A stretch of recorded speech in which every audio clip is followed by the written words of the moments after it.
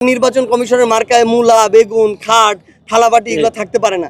এই ধরনের মার্কা, যে মার্কাগুলো মানুষের কাছে হাসির খোরাক জন্মায়, এই মার্কাগুলো একটা নির্বাচন কমিশনের মার্কার তালিকায় কিভাবে থাকে?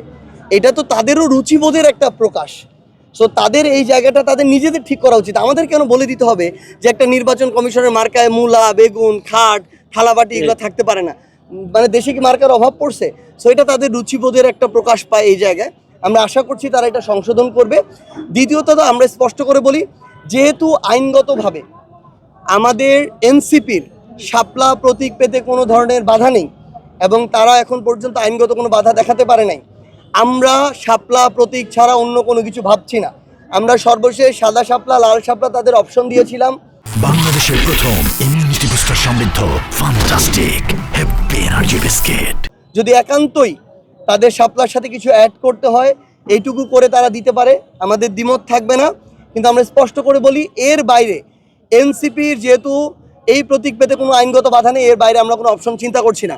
এটা আমরা স্পষ্টভাবে দেখতে পাচ্ছি, এখানে নির্বাচন কমিশন স্বেচ্ছাচারিতা করছে, তারা এখানে ক্ষমতার অপব্যবহার করার চেষ্টা করছে এবং এই আচরণটা অবশ্যই তারা প্রকাশ করছে তখন যখন তারা কারো দ্বারা প্রভাবিত হচ্ছে। সো স্বাধীন একটা প্রতিষ্ঠান কারো দ্বারা প্রভাবিত হয়ে স্বেচ্ছাচারিতা করবে, এটা আমরা কখনোই মেনে নিতে পারি না।